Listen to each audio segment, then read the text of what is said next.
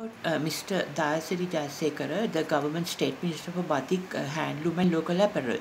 And due to the controversial statements he makes these days, and let us study about his background. And he actually, emerged through a shortcut method. And later, once he completed his conflict resolution programs in Geneva, Switzerland, and later also Australian government courses on government finance management, he was a coordinating secretary of the Ministry of Justice and International Trade. Actually from 1994 to year 2000 for Professor G.L. Peiris, because this appointment is based on the fact that it is Professor G.L. Peiris who helped him in the his LLB studies at the University of Colombo.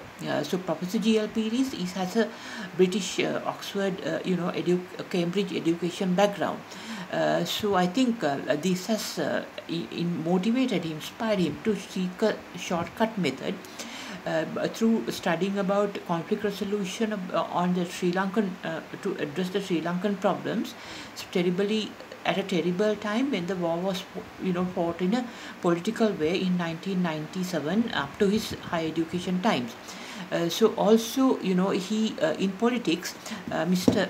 Dayasiri Jayasekara, when we he actually he's a little bit controversial because his role he actually worked against Mr. Ranil Wickremesinghe. When he joined the Sri Lanka's United National Party in 2001 and then he went on to work against Mr. Ranil Wickremesinghe, his party leader. He was elected in 2010 general election soon after the war ended from the Kurunegala district in northwestern province. So then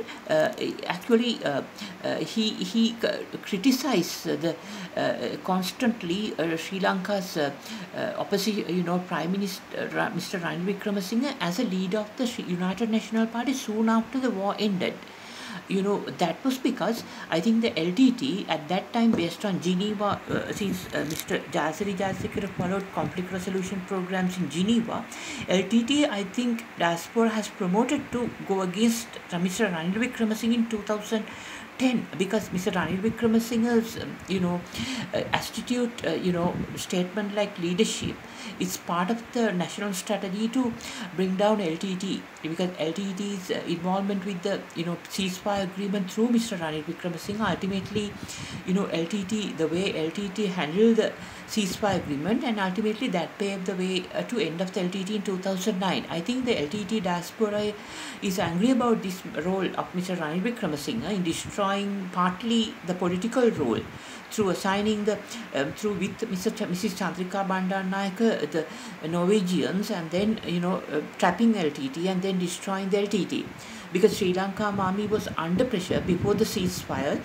due to tremendous military power of the LTT, and that is why this ceasefire came into existence, and finally that was the end of road for LTT. So that is why the LTT diaspora internationally is very angry about Mrs. Chandrika Bandaranaike and Mrs. Ranil Wickremesinghe.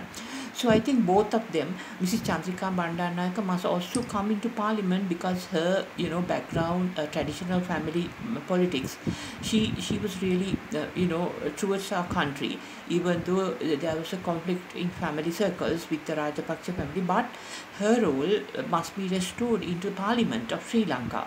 Not only Mr. Basil Rajapaksa, but Mrs. Chandrika Bandaranaike, I think she must come back, because she is part of the national strategy in bringing down the LTT through in early 2000 and by end of 2009, because at that time Mrs. Chandrika Bandaranaike Kumaratunga, I remember in early 2000 she visited Sai Baba, the so-called spiritual leader in India, and at a meeting more than about 3-4 hours, Sai Baba has indicated Sri Lanka will get divided by 2009.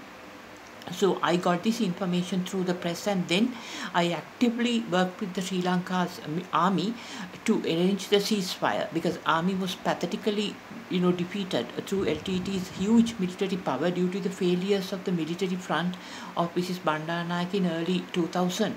So that's why the ceasefire came, but LTT misused it completely to their advantage, and then ultimately that brought their downfall, as the nature's law of karma always showed those who do the bad things and the wrong things have to face the consequences, since they had wrong intentions.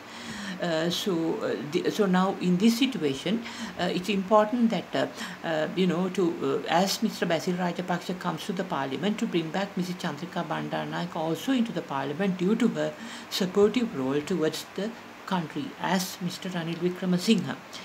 So Mr. Dayasiri Jayasekara had worked against Mr. Ranil Wickremesinghe from 2010 to bring down. He said Mr. Ranil Wickremesinghe is a dictator, and he rebelled against Mr. Ranil Wickremesinghe until from 2000. I think it was from 2010 up to certain time period, and he was instrumental together with Mr. Sajith Premadasa working against their party leader.